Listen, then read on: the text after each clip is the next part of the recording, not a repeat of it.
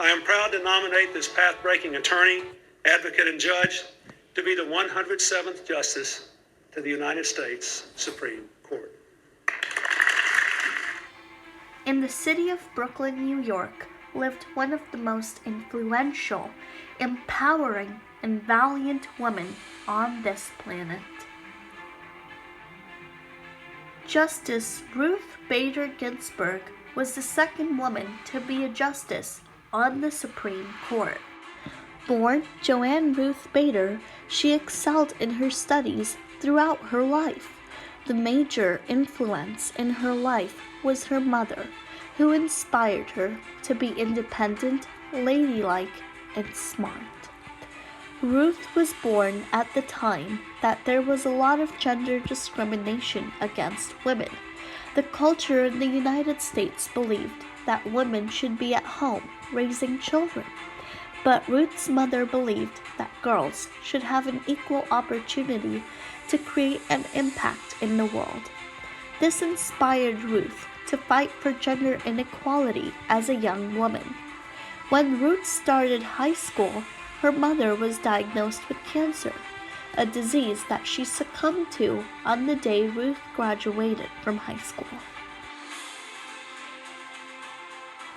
3 months after her graduation, Ruth left to attend college at Cornell University. She met and later married a very fine gentleman named Martin Ginsburg. She graduated first in her class from Cornell with a bachelor's degree in government. The couple decided to enroll in Harvard Law School. There, Ruth became the first female member of the Harvard Law Review, a prestigious law journal. When Martin was drafted into the U.S. Army, Ruth moved with him to Oklahoma, where their first daughter, Jane, was born. Upon Martin's discharge from the Army, the family moved to New York City, and Ruth finished her final year of law school at Columbia. Again, she was accepted into Columbia's Law Review. First in her class, Ruth Bader Ginsburg had difficulty securing a job after graduation. She applied for a clerkship position in the Supreme Court, but she was rejected by Justice Felix Frankfurter. However, with the help of her Columbia Law School professor, she was accepted by Judge Edmund L. Palmieri for a clerkship position. And thus, she began her judicial journey and illustrious career. The dean greeted the women in the first year class with an invitation to dinner at his home. And we thought, oh, how thoughtful. The dean brought us into his living room and called on each of us to tell him in turn why we were at the Harvard Law School occupying a seat that could be held by a man. You felt in class as if all eyes were on you, and that if you didn't perform well, you would be failing not only for yourself, but for all women.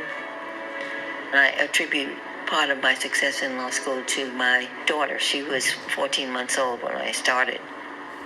I mean, every day at 4 o'clock, my time at the law school was over, and it was children's time.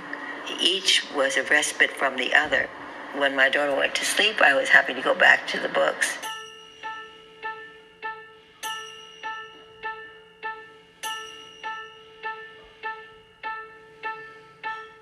Employers were above board, open about it. They would say, we had a woman lawyer once, and was she dreadful. Our strategy was the soul of simplicity. It was to go after the stereotypes that were written into law. Like, the first case I argued here was Frontiero v. Richardson. She is a lieutenant in the Air Force. She gets no housing allowance for being a married officer, and her husband doesn't have access to the base medical and dental facilities. It was an afternoon argument. I didn't eat lunch because I was afraid I wouldn't retain it.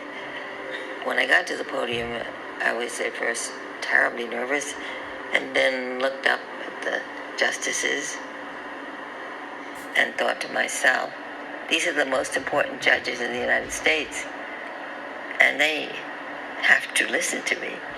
They have no place to go.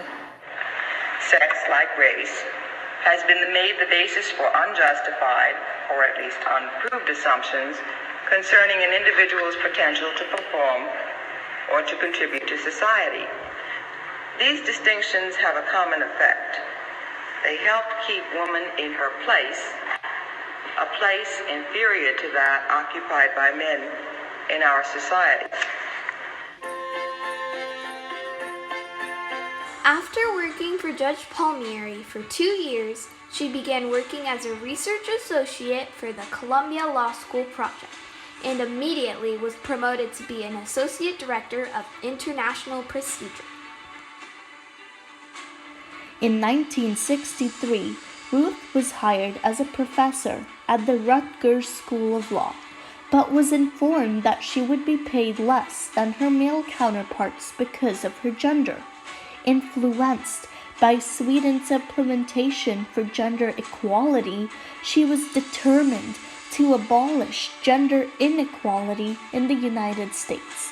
In the 1970s, Ruth Bader Ginsburg co-founded a women's rights journal called Women's Rights Law Reporter, the first journal to focus exclusively on women's rights. Ruth empowered women in America through this journal and taught them the rights they deserved. From 1972 to 1980, Ruth was not only a professor at Columbia Law School, she also co-authored a book on sex discrimination. This book was the first law casebook ever written on that subject. It created knowledge in the community on how gender discrimination would negatively affect our community. In 1972, she co-founded the ACLU, a women's rights nonprofit organization. The ACLU litigated over 300 gender discrimination cases, many in which she was lead attorney. By winning 300 cases, ACLU proved that women should get equal rights, same as men.